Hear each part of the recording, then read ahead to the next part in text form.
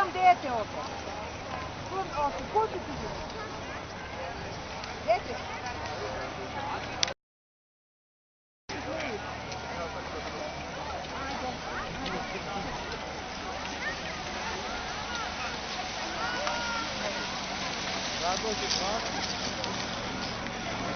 Budi tu.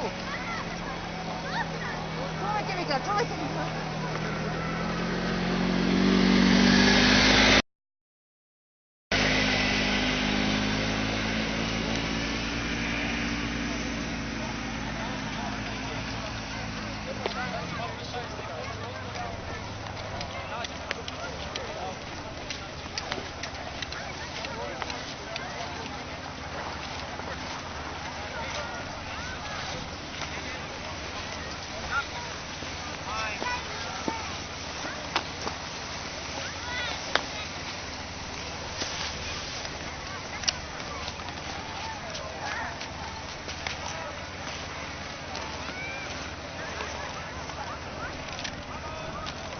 Darko, možeš?